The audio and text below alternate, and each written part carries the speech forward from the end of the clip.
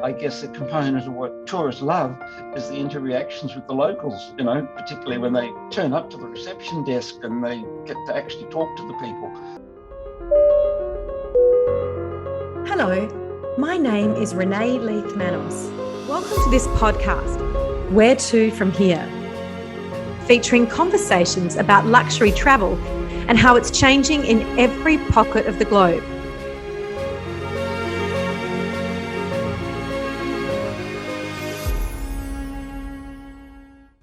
I'm here today with Jerry Schwartz, a man I met at the Sofitel Day Spa in Sydney. Now, during my travels all over the world, I'm often asked where to go for the quintessential Australian luxurious spa experience. And I have to say, it has finally been created at this beautiful spa, which has Australian timber and design. It has Australian products, and it has a beautiful view across Sydney Harbour. It is one of my favourite places to recover from jet lag, which often happens for me in Sydney. But we're not here today to talk to Jerry about the day spa. We're here to talk to him because the Schwartz Family Company is the largest family-owned hotel group in Australia. He employs over 2,200 people in the hotel industry. So he is so well positioned to talk about the future of travel, the future of hotels, and what's happening. So welcome to the show, Jerry. Oh, thank you, Renae, and thank you very much for that lovely introduction. No, you're welcome. And look, tell us the story about your family, because from what I've read about you, hotels really are in your DNA. Well, correct. My father was an immigrant from Hungary, and he was a dentist. And he used to say that dentistry was his hobby.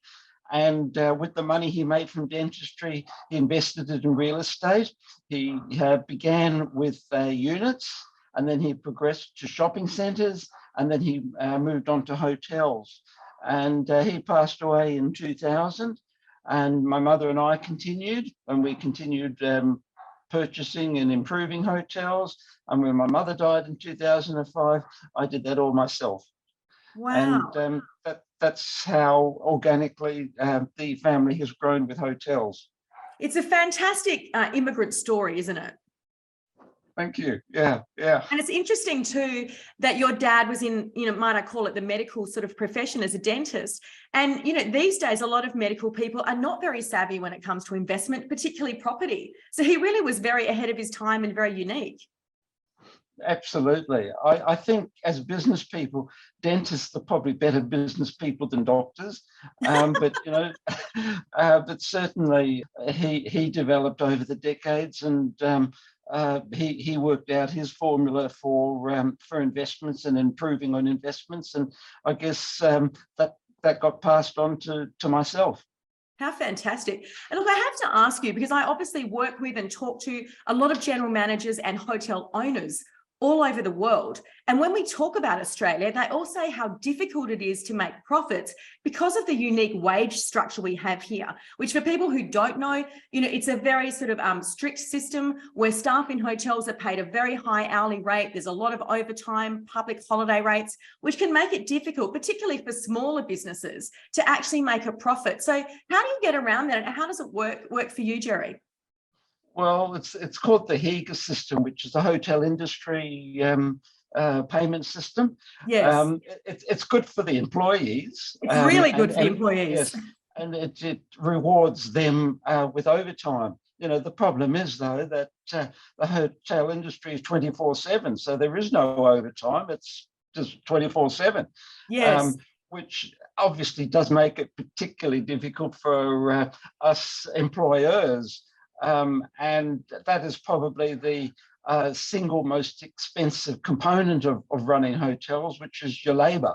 Yes. Whilst, in Southeast Asia, the US, Europe, labour is relatively much cheaper than Australia. So it makes it difficult for particularly the five-star hotels, which are labour intensive, to make ends meet. And, it is really for this reason in Australia that it's really a luxury for somebody to own a five-star hotel, because where you really make your money is from the three-star and also 4-star hotels, which are much less labor intensive. Yeah, it makes perfect sense. And, I'm based in Asia. And, in Asia, you really see it because, often there are 3 or 4 staff per guest in these establishments. And we just can't afford to do that in 5-star hotels in Australia. No. Well, I guess that's the role of IT. I mean, we're tending towards having check-in kiosks and pre-arrival check-in. That's certainly one of the my mantras, one of the things that I'm pushing. And, I guess, unfortunately, that replaces people. And I guess a component of what tourists love is the interactions with the locals, particularly when they turn up to the reception desk and they get to actually talk to the people. And that is something that we're very cognizant. And, certainly I notice in the Sofitel that it's wonderful to turn up and you have the concierge and you have all the reception people, but this does show on our profit and loss quite dearly. Yes.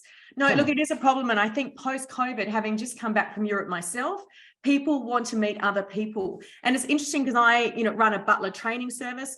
And what the concierge and the butlers are finding, even at the very best hotels, is that travelers don't even want to use Google anymore. They don't trust it because often since the pandemic, establishments might have closed, the management's changed, the vibe of those places changed. And if you've paid a lot of money to go somewhere like Paris, you don't want to go to lunch somewhere and not have the experience you're expecting. So you're relying on the human being behind the desk who knows all the establishments to say, oh, yes, that's still good or that's not good, which an automated Google or system can't give you. So it's a bit of a problem here in Australia. Yeah. Have you got any solutions to it? I'm sure that, amongst the hoteliers you talk about it, is there an obvious solution? Well, the solution is to automate. Yes. And replace people. Yes. How do you replace people? You don't replace people, and there is no solution. The solution is cut your profits and ensure that we do have a lot of staff to make people feel at home. I guess the other longer term solution is don't invest in 5-star hotels. As I said, it is a luxury to have 5-star hotels. And I suppose, interestingly enough, because of the cost of building, with the new hotels, most of them tend to be more 4 or 5-star hotels because you don't want to build a 3-star hotel at 5-star prices. The problem is, if you're building a 5-star hotel, then for the maintenance and running of them, you do need to have more staff to give it the 5-star experience, and therefore your profit is less. So, it is a difficult solution in the hotel industry. No, it is. So are you going to open hotels overseas out of the Australian market? Sorry, is it? Do you intend then to perhaps look beyond Australia, further into the hotel industry? I have in the past, I have to admit, but it's very difficult to go outside of your own local knowledge of legislation and rules. Right. It's very difficult to work within an external bureaucracy. Understood. That's the first thing. The second thing is I'm pretty hands-on, and I like to see my hotels. Yeah. So if I were to own a hotel overseas, it's just that the time that it takes to get there, I wouldn't go there as frequently as I wanted to go there. So I tend to want to have hotels nearby, which is why 7 of my 14 hotels, half of them are actually in Sydney. Right, makes sense, which is where you live. Yeah. And talk to me about sustainability, because sustainability is such a buzzword in the industry. I know it's a big passion of yours. Where do you see it going? Because I know, again, all the hoteliers I speak to, this is a massive challenge. Particularly if people, again, overseas are paying a lot of money for a hotel room, they want their sheets changed every day. All of the eco and sustainable options, often they don't choose. So how do you see it? I think sustainability obviously is really important. First of all, it's the right thing to do. We've got to do the right thing for our planet. And this is certainly something that the younger generation are embracing more. We're all, billions of humans. We're stuck on this small planet, and we've got to make sure that we don't ruin the planet. Taking aside all that altruistic bit, the other thing with sustainability is cost saving. And that's probably how I got into it in the first place, that you're actually saving a lot of money. Admittedly, you've got to put money in to save money. When I first got into the sustainability bit, it was simple things like changing all the light bulbs from, the high energy using light bulbs to LED lights, and even now the even more modern lights that use so little electricity. Then it was about putting in variable speed drives so that the air conditioners wouldn't be operating at 100% all the time if the hotel's not that full. Now it's really about changing all your plant and equipment in the hotels, whether it be the air conditionings, the heaters, or this sort of thing, so that you do save on electricity. Then it's about putting solar panels in. I've gone as far now as I've already built a solar farm, which is the largest privately owned solar farm in the Southern Hemisphere, which is 5 megawatts of power, which is about 12,000 panels. And all that power goes into my hotels and remaining power into the grid. And I'm building a second solar farm in the Hunter Valley. Fantastic. Where's the first one? That's also in the Hunter Valley. Right. Congratulations. That's incredible. Yeah, and that's a big investment. That cost me $8.5 million each. But the payback time is about 4 years. So it's amazing investment. As I said, part of it is money saving. The other part is doing the right thing. And we're certainly finding I have introduced NABERS rating, NABERS, which is the sustainability ratings in all our hotels. And we've got a pretty good NABERS rating for both power and for water.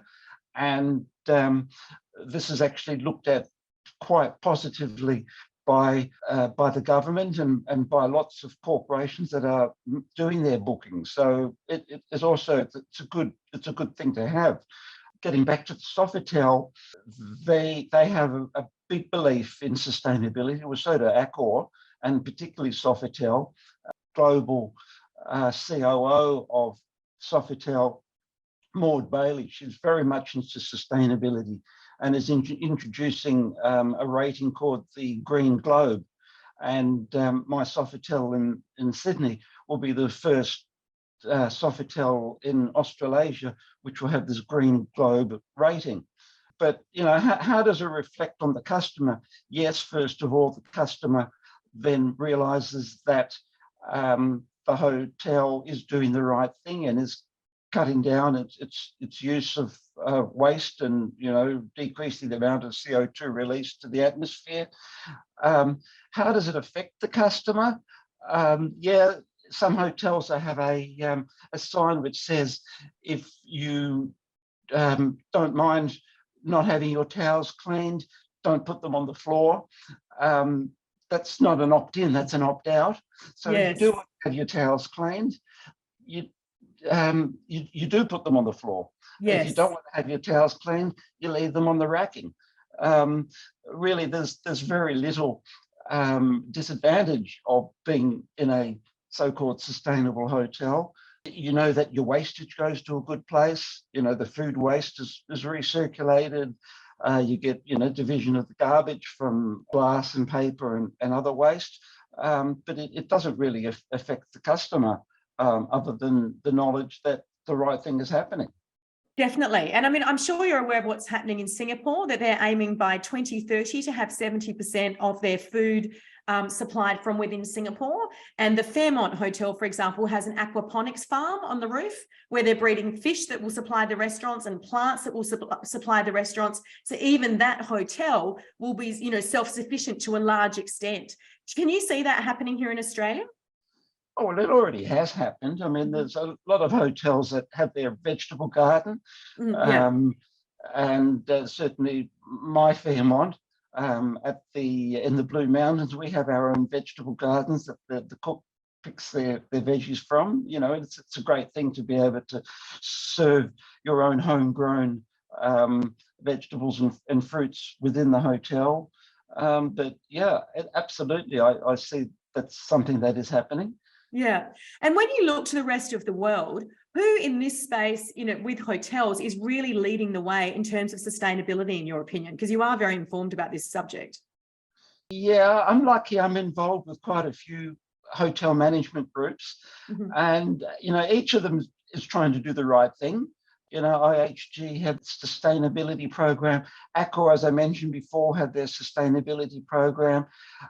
There is a general tendency of all hotels to try and get rid of plastic wrapping, plastic straws. They're all doing that sort of thing. Yeah. But is there a particular region where the government is really pushing it and doing a great job? I think it's just something that's overwhelming everywhere. Yes. Everybody's trying to do the right thing. Yes. Yeah. Whether there's any particular region, I think, as you pointed out, Singapore is always ahead with these things.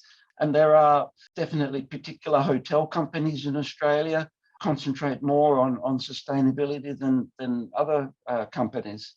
Yeah. Absolutely. I actually work with Alila in Uluwatu in Bali, and they are one of the actual hotels that are leading the way in that part of the world. They have a sustainability person on site, and 97% of their plastics and everything is recycled. So it's quite astonishing what they do. And they do things like with their champagne bottles, cut them in half and make glasses or candles, and everything is recycled in some kind of way. And the guests can actually go through the sustainability lab, which not only informs them about Alila, but it also informs them and makes them to start thinking about all of the things that are used in the hotel and how much waste ordinarily is created just by staying in a property. Yeah, that's fabulous. Yeah. Well, I have my own sustainability officer, and Yeah. I've had him working for me for about the last 15 years. We have a sustainability site, sustainable.org.au, where I kind of like use that just as to catalogue all the different initiatives that we're doing. But I'd love to see other places do that, and there, as I said, there are other hotel companies that do promote their sustainability, but I think it's a great way to go. Yeah, no, 100%. And I have to tell you, I'm very fond of one of your hotels, or my son and daughter and I are, and it's the Victoria Hotel in Melbourne. I'm actually going there next week with my son. We like it. That's one of yours, isn't it? Right in the middle of Melbourne. Thank you. It's a very convenient location. It's actually the best location, the best. it's the oldest purpose-built hotel in Australia. Right. So within the confines of the fact that it's very much heritage, that the hotel prior to me purchasing it always was ahead of the pack by being the first to introduce electric light globes and all this sort of thing, and certainly myself. Within the old exterior of it, try to make sure that it's as modern as it can be inside. It's got the best Wi-Fi. We're introducing streaming on the TVs. It's going to have pre-arrival check-in, all that sort of thing. Within an old hotel, it's really important that you do need to keep it up to date. And that's probably my philosophy with all my hotels, that particularly now, post-COVID, you've got to ensure that you do keep updating and introducing innovations and improving on the product. No, 100%. And half of the rooms have been renovated, which are great. And I really love the bar. Is it on the first floor upstairs? That's fabulous. That really big sort of old style bar that you've got there. Oh, well, thank you. And I will be introducing a whiskey bar too, in large underground area that was used for storage. We're finally getting that ready and putting a whiskey bar in there, which will be connected to the upper bar. So there'll be sort of long corridors between the current fixed bar and the new whiskey bar. Brilliant. Well, I think those kind of like whiskey bars and things go really well in Melbourne because it's often cold, and Melbourne is so stylish, and food and bars are just such a signature of Melbourne City itself. And also it's got to have an eclectic entry, of a little laneway, and yes, definitely harder to find. That you need to know where you're going to be able to locate it. Absolutely. Yeah. And Jerry, when you travel, where do you go? Do you go to the same places? Do you travel in luxury? What do you do? good question. I've got a young family, younger Yes. than your family. Okay. Three kids, 10, 10 and 12. At the moment, they're into horses. Oh, And at my hotel in the Hunter Valley, I just built an equestrian centre, I suppose, with wow. pressure from the kids. Lucky kids, lucky Yeah, kids. so they love going there. But it has been my mandate over the last 12 years to introduce kids facilities into hotels. So both of my resorts have a lot of kids facilities. I put carousel, put train, trackless trains, kids club. And in fact, the opportunity came up to purchase Paradise Resort, which is in the Gold Coast, which is the quintessimo kids resort. It's just packed with kids all the time. It's got 2 water parks. It's got an ice Wow. skating rink. It's got all creche and all the kids facilities. So that they used to like going to the hotels that I put these kids facilities in, but at the moment they're into horses, so we spend most of the time at our hotel in the Hunter Valley. Such a wholesome pastime. I grew up riding horses. I think it's fantastic. Oh, yeah. No, But they're very lucky children, might I say. I think so too, and I keep reminding them. Yes. Absolutely.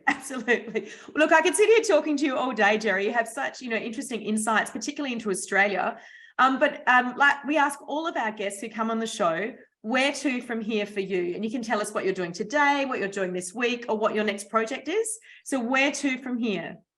Well, I guess I'll talk, since you're asking me about hotels, I'll talk about the bigger picture, which is with my hotels. And I guess that's about consolidation, getting over COVID. But the point is to consolidate, to improve on the hotels, as I've touched on beforehand, so that the aim is to try and keep Australians and people like you from not only going overseas, but also experiencing Australia. And that's something that did happen immediately post-COVID, that we didn't go overseas. That's right. We did get to experience our country. And the aim is to keep people still experiencing our country, because it's a great country. And, to this effect, I'm trying to introduce more events and more facilities in the hotels to make people want to come back to the hotels, and most prominently to get the kids to say, I want to go back to that hotel again because it was such a good hotel. And then the kids are happy and the parents are happy. Yeah, it's a pretty simple formula that works. I know that one. Yeah. And what are the tourism numbers like coming into Australia right now, Jerry? There is a lot more inbound coming. Certainly from Japan, Europe, and the US, not from China, although their economy is amazing. And, all Chinese people they all say, I want to go see Australia. So, I mean, once their economy or their borders open again, we'll be more overwhelmed. So, that's the other opportunity for Australians to see Australia without so many inbound, so we can appreciate it more. Yes. Well, it's interesting. As I said, I've been in Europe and there were a lot of Chinese there. And the big change that they're seeing in Europe is that Chinese women from Shanghai specifically are traveling in pairs. They don't drink. They eat a lot of sweet, like beautiful cakes. They dress immaculately in designer clothing. And it's all about Instagram. That's the new traveler. So there you go.